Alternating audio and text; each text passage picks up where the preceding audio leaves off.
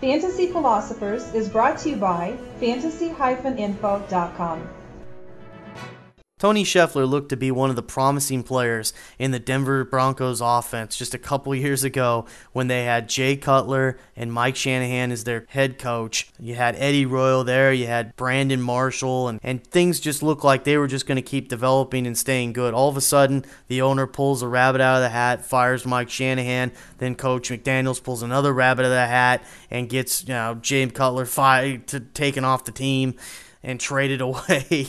And so this thing just fell apart. And then the final rabbit out of the hat that came out is that, hey, Tony Scheffler and Eddie Royal, hey, you look like you might be doing something in fantasy, and then all of a sudden, you're not relevant enough to be in my offense. So, Scheffler, there were times he wasn't even starting for the team, and it was just really best case scenario, he left the team this offseason because he was just going to be dead in the offense with McDaniels. So with the Lions, he's got more life here.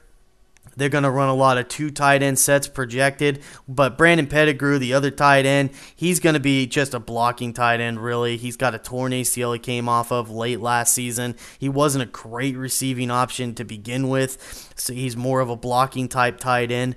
So with Scheffler, he's going to be used more in the, pass-catching situations and things like that. He's going to be their receiving tight end. So with Stafford, that gives him another weapon. And so now with Calvin Johnson, Nate Burleson, and they'll also use Scheffler. Scheffler should definitely be active in this passing game, and that's going to help him out. I would definitely expect at least a return to maybe close to 50 receptions, over 500 yards. I wouldn't be surprised if he's sticking, maybe up to 5 touchdowns this year, because I think Stafford's going to keep producing and be a decent little player as they move along in this season. He'll still throw his interceptions, but hey, they'll take the good with the bad as this kid continues to develop. So with Scheffler, he's not a guy you're going to want to start right away because there is a decent deep class of tight ends, starting type tight ends, I should say, for you to be looking at.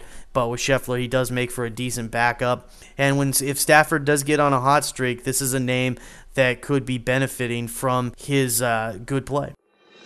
For more fantasy football information, go to fantasy-info.com and sign up for our free e-newsletter. Good luck in your 2010 Fantasy Football League. As an added bonus, the Fantasy Info guys will include their 5 secret tips for success in fantasy football.